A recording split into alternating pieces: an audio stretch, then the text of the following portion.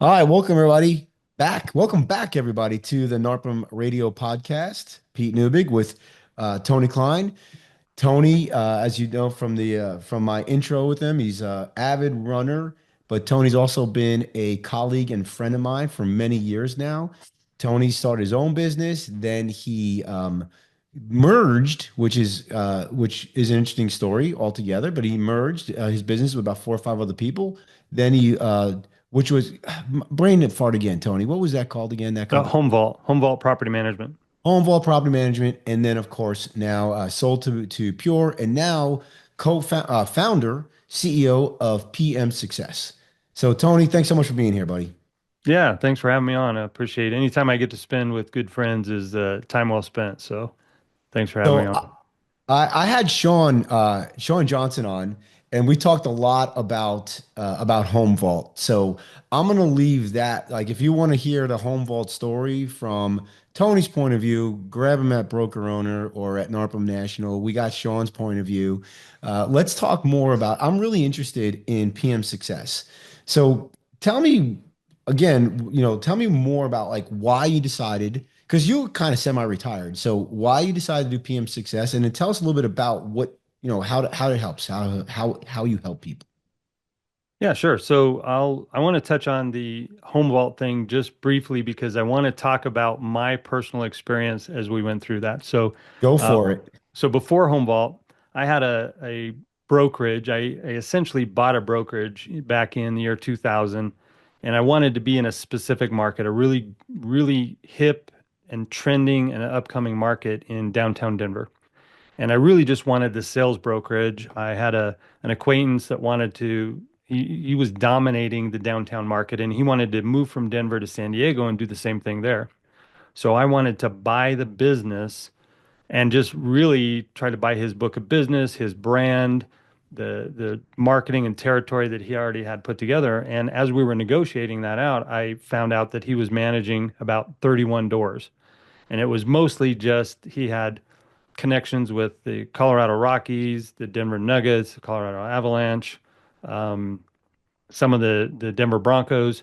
And our office was in walking distance to all the ballparks and the fields and all of that. And so he was selling to athletes, but the athletes, they didn't want to manage their own rental or investment properties. And so, of Were the course, being the athletes sales, buying a property and then when they got traded or whatever, they would leave and then they would just rent the property? Is that what they were doing, or were they actually buying investments? a little bit of both, but more on the investment side. So the guy I bought the company from, his name was Mark, and he was a super smart guy, um, tied in, networked with everybody. But what he would do is he would trailer a couple of Harley Davidsons down to spring training in Arizona for the Colorado Rockies. And he would hang out with the whole team. He'd be there for all spring training. And then the ones that made the team, he would have relationships with. And then when they were ready to move up to Denver, he would help them find a place to live. And then some of them, because of the market, if you remember the real estate market back in the early 2000s, I would say if you could fog a mirror, you could get a loan, but I don't even know if that was a requirement. You could just get, money like crazy. So he would help them buy a home, but he would also help them buy investment properties in downtown. And the way the market was going, in 6 or 8 months, you would have enough cash where you could cash out and use some of that for a down payment for another one. So, he was really focused on that market, and so these players were like, "Well, this sounds like a great plan to buy these properties, but I'm an athlete. I'm busy. I'm not going to be managing toilets and tenants and all that stuff." So Right. he would say he'd manage it, but this is how. When I bought the business, this is how they did it. They had three whiteboards up on the wall, and they had a grid with the address name, and then they would change the color of the marker that they would put the checkbox when the tenant would pay rent.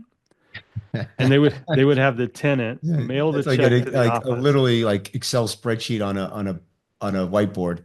Yeah, you could rub up against the whiteboard and wipe out like, a third of the portfolio and half the rent. But so what he would do is he'd have the tenants write the rent check out to the name of the landlord, mail it to us. Then we would write out a paper statement then put that check in with the paper statement, send it to the landlord, and then hope and pray and cross our fingers that they would send us back our 10% management fee. So I it thought was a I was the mess. only one who did that, Tony. I didn't know you did that too. It was a mess. It was a mess. And I had just Oh sold man. a technology business, so it wasn't, it took me about 6 months to create some software where we actually ran our business in that. But anyway, the Did you reason I not wanted, find like a propertyware right away? You actually created your own management software or yeah, it was accounting one of the, software? it was basically an entire management software. I wrote it in an Access database, but I had had Oh, enough skill to this. I think this is something we'll lead into where we talk about what the owner of a business should and shouldn't be doing. I absolutely should not have been writing software. I was not in the software business. But that was one of the things that I saw. I had some skill set and I leaned into it. And it was probably the wrong thing to do, but I didn't find Propertyware or even NARPM for the first 11 years in business. So I was out there wow. on an island doing it on my own. That's crazy. It took me about a year to find NARPM, and I got lucky. I was in a property management class and they had sent a flyer to the instructor. And that's how I learned about it. And that was my first meeting. And when I was sat in there, I was like wide-eyed and like, holy cow, like did not know any of this existed. And then I realized, even at the local level, how much I didn't know. And then I went to the national level. I'm like, oh my God, I'm gonna get Yeah. sued. I better go do something about this. So Yeah. you ran your PM firm for how many years before you merged with Home Vault? So I ran it from 2000 to 2017 under the brand Cliff Dwellers Real Estate, and we were in the downtown Denver market. So the cliffs, it was like the high-rise buildings. Brandings was really worked well, but we got to the point where we were growing enough that I wanted to expand our footprint. So I actually rebranded from Cliff Dwellers to Home Vault Property Management back in 2017, ran under that brand for 2 years, and then in 2019 I was in a mastermind with Sean Johnson, Matthew Tringali, Jay Barabee, a couple of other folks that wound up not coming into the merger. But in that mastermind, we started talking about, well, how could we leverage some of the marketing we were doing? And because I had just released that brand of Home Vault and people thought that that was a really strong brand, they're like, what if we just started all marketing our company? We'll still run our own companies, but maybe have a unified brand. And that sort of under the stars of Moab, Sean and I are driving around in those little four-wheel drive razors and stuff, and we thought, what if we thought bigger? And I was at a point in my business where I was working 10 to 15 hours a week. And really what And happened I was, know I know people hate asking this, but how many units at that point yeah, and how many people were working for you? yeah, so the largest that we ever were individually was we were at about 330 units, and I had, including the sales brokerage, because remember, I primarily bought the brokerage and then we grew the property management business.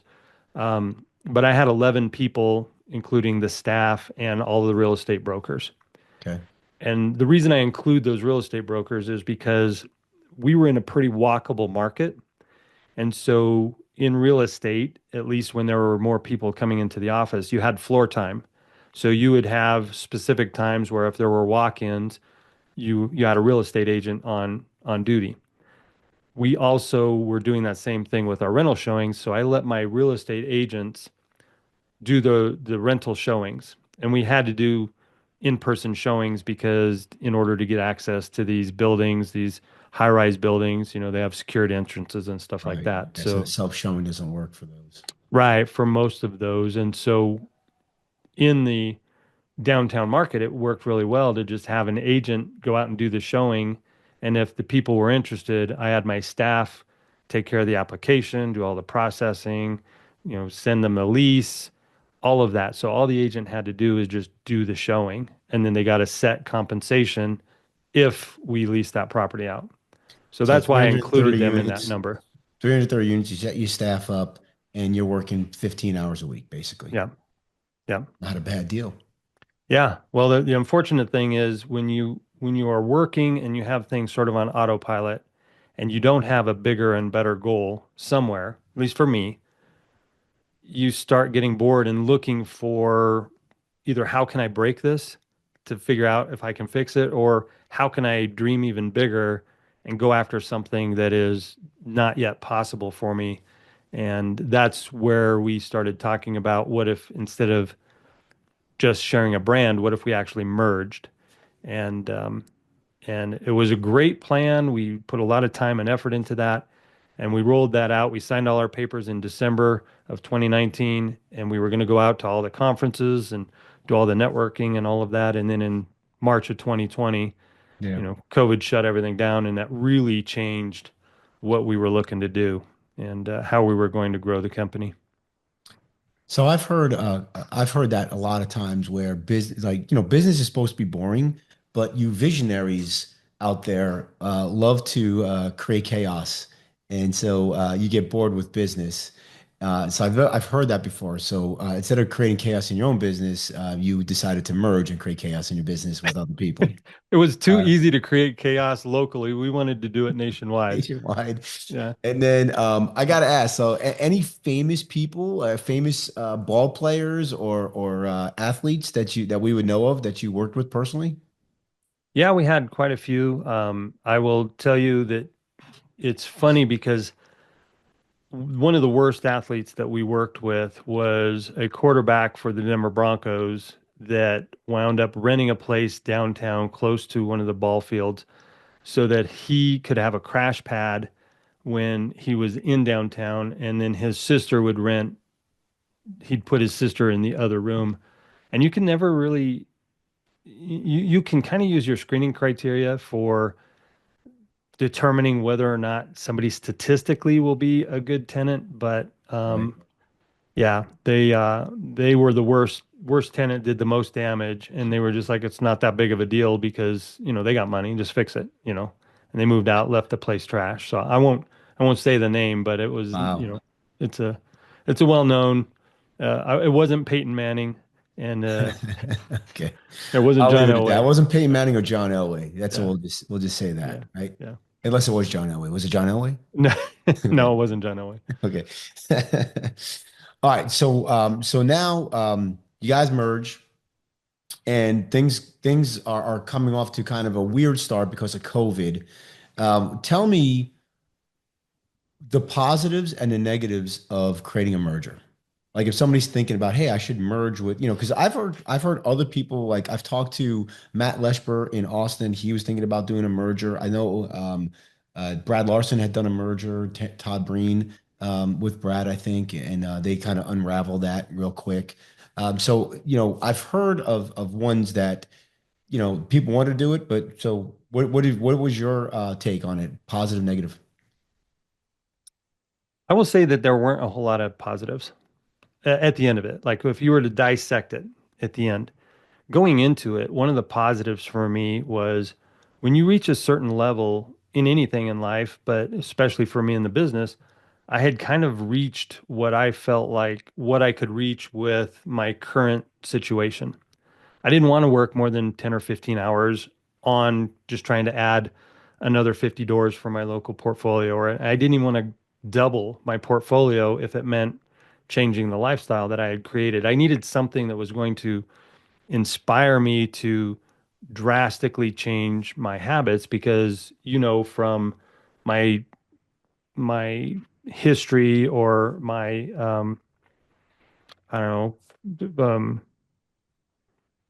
the ultra running that I do that if I'm not really interested in running a 50K or a 50 miles. Like my thing is let me see where my limits are. Let me drastically exceed anything that I currently think is possible. Let me see if I can run a 200-mile race or three 200-mile races in, a span of 2.5 months. And so for me, I needed something that would really break the current mold because I knew I wouldn't be excited about growing 10% or 20%.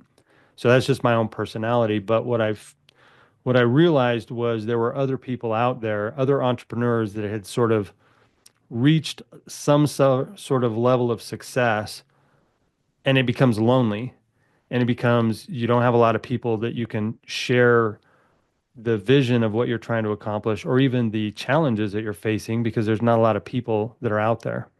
So one of the positives that I thought we were going to get was I would have other people on that same level that would be excited about moving in the same direction that I was excited about moving in. Got it. Kind of like a high tide rises all boats, so to speak. Right. The reality of that is, and this is in no way trying to throw stones at any of my other former business partners, but the reality of it is when you have six type A personalities, And all used to a certain entrepreneurs.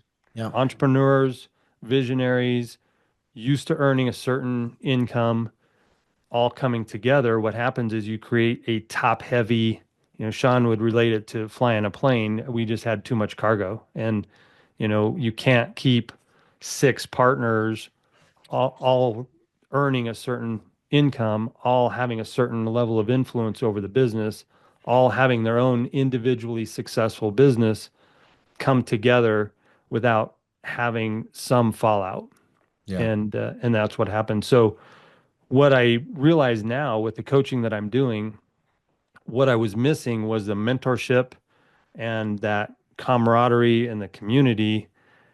We could have accomplished that by just being a little bit more vulnerable and transparent in the masterminds that we were in versus creating some legal structure where we all were handcuffed to each other. Got it. So, but at least when you guys sold to, sold out to Pure, I don't like to say sold out, when you guys exited to Pure, um, was it, did you have any like, man, I wish I wouldn't even have done the home vault thing and just kept my business? Or were you kind of glad and like, hey, I'm looking forward to moving on in the future?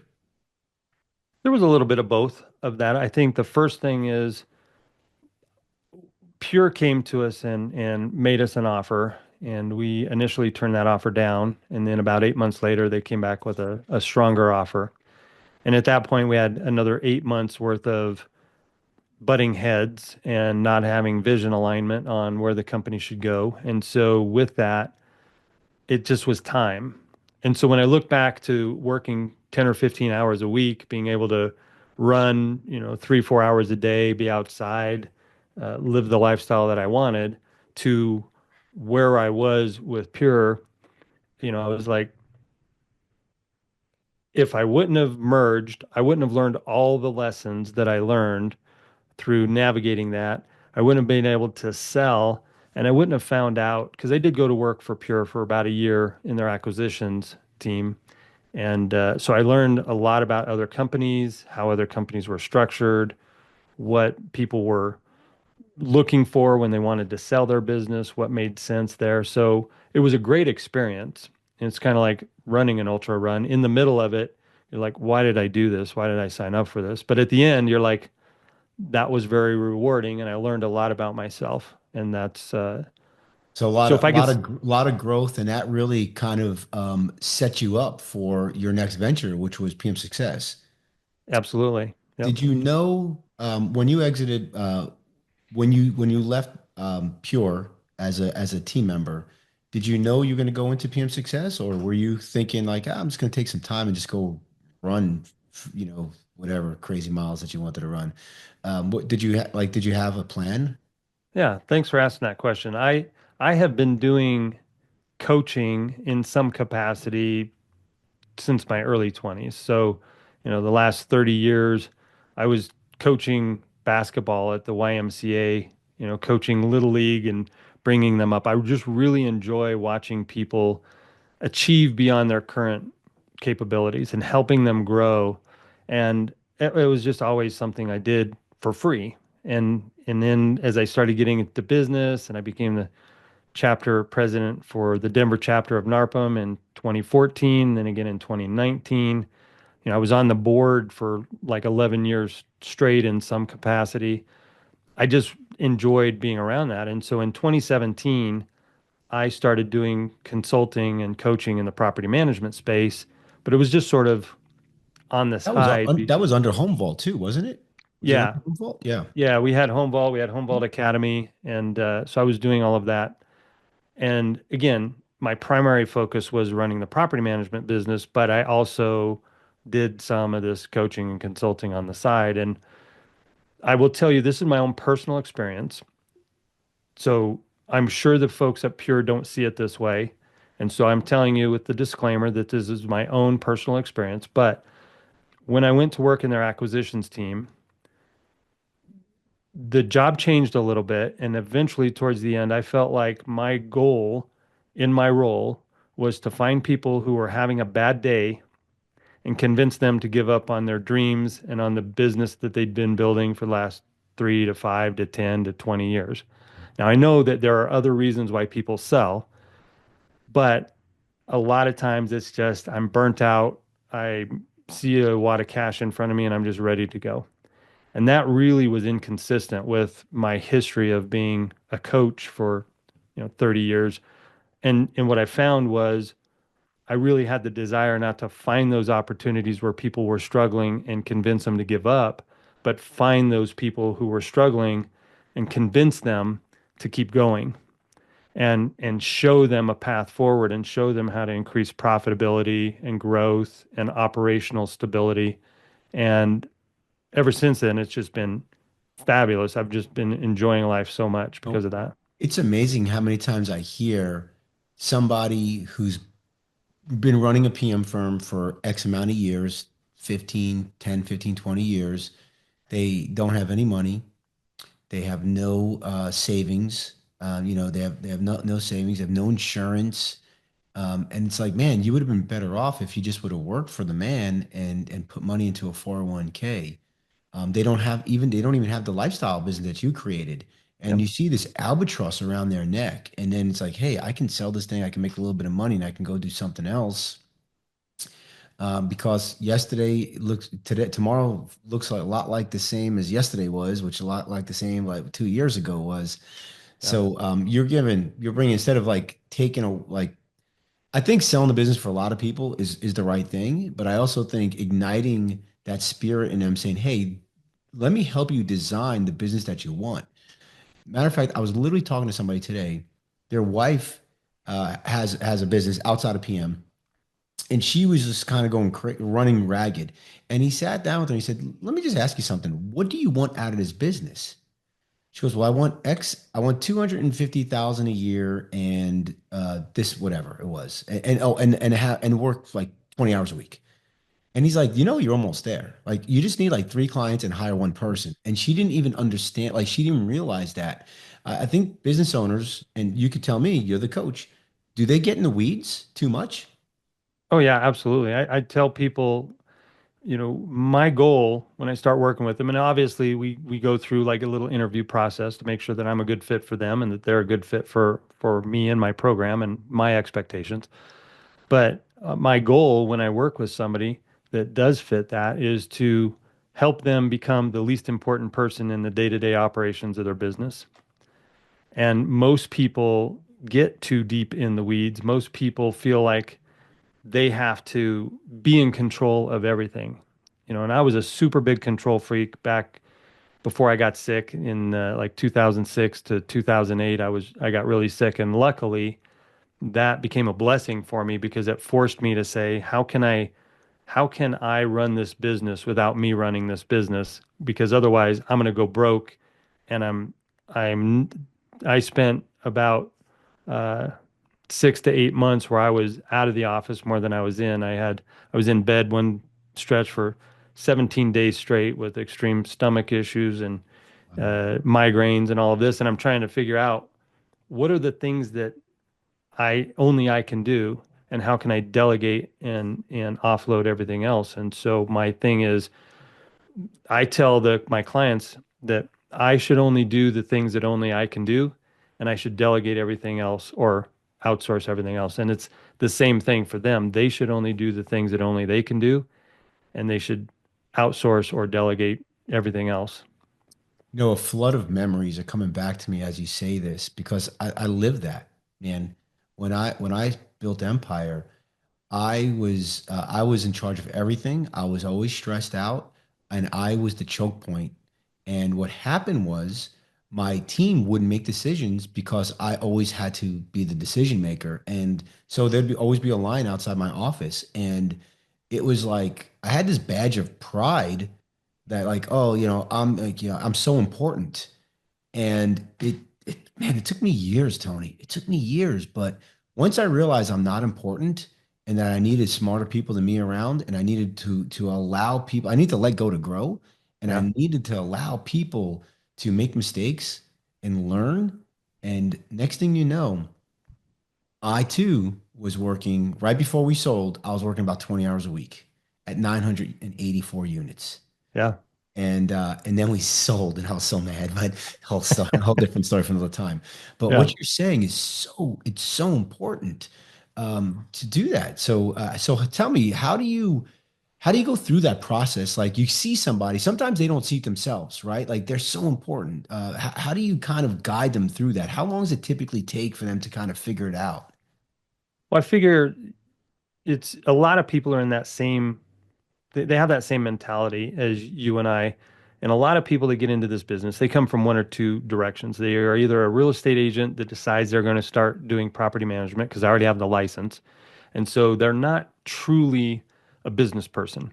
And I don't mean that in a slide of, to slide anybody, but they don't have, I came from an office, I'm growing a business, I have a business plan, I've got funding.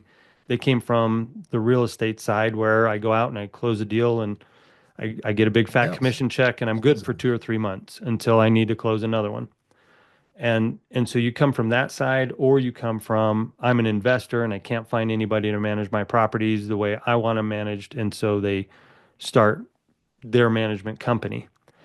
In either case, the person that's starting the business feels like they know all the answers, they know the solutions, right? And so as if I'm the real estate agent or the person without true business experience, I just do enough.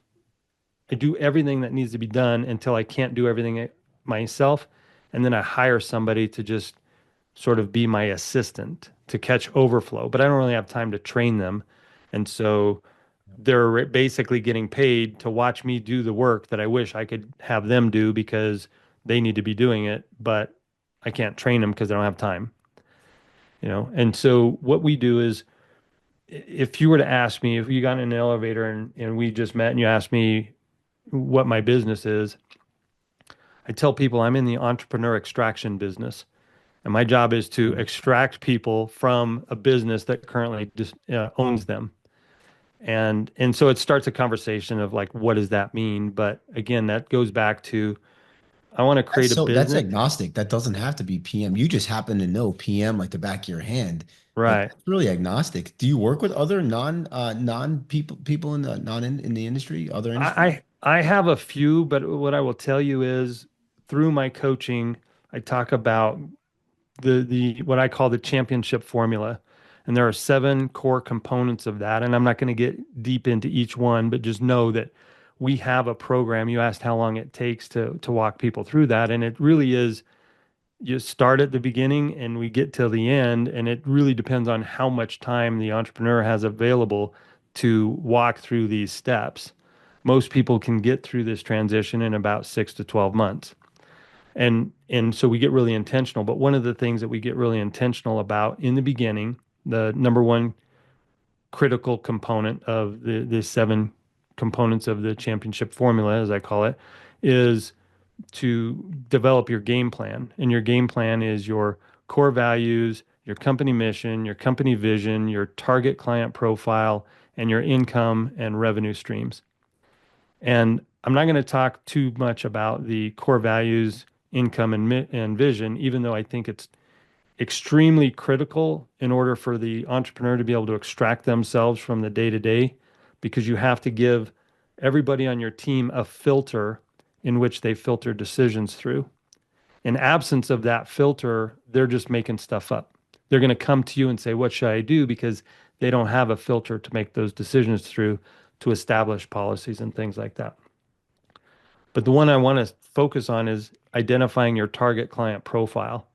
And so what I've learned is I can help and speak the language of people in the property management space way better than I can in an accounting space or a painting business or a veterinarian or something like that. Right. So I do have some clients just because I have personal connections with them where I'm helping them out. But primarily, I'm taking my 25 years worth of property management experience, layering that on top of this business framework, and it is delivering some pretty incredible results across the country. We're kind of up against on time, but I do have another question for you. Sure. Where do you come out on like focus? So you said identify your, your ICP or identify your client profile. Um, when you talk to somebody and they're kind of running ragged and they do PM for single family, multifamily, short term, HOA, do you try to get them to focus on one aspect of the business, or do you just have them focus like on the top level, like the vision, mission, culture, all that good stuff? Where do you come out on that? So obviously we start with the stuff at the top, the mission, vision, uh, the culture, all of that. But I use sports analogies a lot just because even if you don't know sports, you kind of know the philosophy around sports. And so it's easier to tell stories versus just communicate information. So what I talk about is one of the core components that we have is identifying the positions that you need on the team. And then once we've designed the positions with the roles and responsibilities, then we can get really clear on the players that we need to recruit to fill those positions. So when we talk about focus, it really depends on how big the team is, because I want to take the owner of the business and take them from being the star player on the field and make them the head coach on the sidelines. And now it doesn't matter how many positions you have for how many verticals you are running, as long as you have the right people in the right place, we can then work with that, what I'll call the mid-level manager, the person who's in charge of HOAs, the person who's in charge of short term or long term. And we can start doing the same thing, just one level down with those people and their core vertical. I like that. I I probably would have done something different, which I don't think is right. I probably would have told them stop those other lines of businesses, just focus on one line of business. And your solution is no, no, no. You can still do all of them, but let's get the right person in the right seat to kind of run that vertical of the business. Yeah. Makes a lot more sense than what I was going to do, which is tell them get rid of everything except for one thing. Well, in absence, sometimes people will ask me when I tell them I've run, a 200-mile race, they'll ever ask me, have you ever done a triathlon? And frankly, I'd rather be slightly better than everybody else in one category than mediocre at best in three categories. So I agree with you on the focus. If you can't excel in all three of those categories, then you shouldn't be in all three of those categories. You shouldn't be running the different verticals. So we are in alignment with, getting rid of them if we're not going to provide somebody that will have a singular focus for each one of those verticals. Got it. I love it. Tony, I can sit here and talk to you all day, especially we only got through one of your seven, um, what is it? Habits of The a core championship the team core components for a championship or opposing formula. Yeah. championship team. All right, we're gonna hit a commercial and come back with the lightning round. All right, you ready? Yep. Let's All right, do we'll it. be right back, everybody. All right, welcome back, everybody. Here we are. Tony Klein, you on the lightning round. Are you ready? All right, let's hit it. All right. So when you were at when you had your own PM business, what PM software did you use? We started with property. Well, we started with the thing that I built, then we went to Propertyware, then we went to Appfolio, then we wound up being on Rentvine, and then that's when we sold. All right. Was Rentvine? Did you like that one? Did you have a favorite out of the three of them? Um, I did the most with Propertyware. Appfolio was probably my least favorite just because I interacted with it the least, but Rentvine was the one that was the most I believe scalable in what we were trying to accomplish. Do you use virtual assistants in your PM business, or did you use virtual assistants in your PM business? I didn't in my own business, but once we merged, we grew our business quite a bit through virtual assistants. So once we merged, then we do, and I use them now in my own. Actually, I run my virtual assistants through the VPM platform. So You're the man. yeah, I appreciate your business, Tony. yeah. Did you use BDMs? I did. Yep. Both companies? Yes, in both companies. Yep. What is one piece of advice you would give someone who's just starting out in the PM business? Structure your very first client like you're going to have 300 of those clients. And same with the properties. Create it so that you can streamline it. I see so many people try to get out there to get their cash flow going, which is totally understandable. And when you launch a rocket, you got to do whatever it takes to get launched, right? But at some point, you've got to jettison the extra weight and get really focused. And so what I would say is if you have the carrying capacity, create your business so that you can streamline it and not have 100 clients with 100 different ways of doing business. There's a lot of people out there that have a portfolio of 30 or 40 doors and it's a full-time job for them because they're doing something different and involving the owner in too many different steps. I like that one. Does pineapple belong on pizza? All right, now I know we've had this conversation in the past. We have. It absolutely belongs on pizza. And if you have a different opinion than that, then I just don't know how we can help you with that. We're on opposite sides of that one, brother.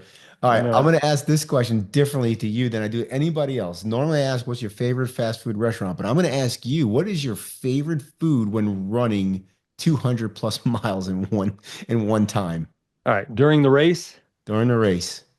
you give me some instant mashed potatoes, the mashed potato flakes, and you pour in a little bit of either vegetable broth or chicken broth. It's got to be hot enough to like burn your hand when you're holding it. You add in a little extra salt, and that is like liquid gold. What was your first job? My very first job was working at the Safeway grocery store, and I would use the sweeper, the squeegee machine. I forget what it's calling it, but a little Zamboni that would go out and clean up the floor. So I did that, and I also bagged groceries at the same store. Nice. I think I know the answer to this one, but I'm gonna ask anyway. What is your ideal vacation? Yeah, you probably do know the answer to that. Um, if I'm going by myself, it would be like I have a dream to someday run across the United States. It's anywhere from 2,800 miles to 32 or 3,400 miles, depending on the route. You've got to go legally, and you can't run on highways, that kind of thing. So if I was doing my own, that would be my dream vacation. If I'm going with my wife, a nice beach vacation where you're sitting there doing absolutely nothing but drinking frozen drinks and laying on the beach with her because that's what she enjoys, which means that's what I enjoy when I'm with her. And I bet you after about a day and a half, you are antsy as all get up. A day and a half is a stretch, but again, the vacation Uh, would be to spend time with her. So, what is something that most people don't know about you? um, hmm.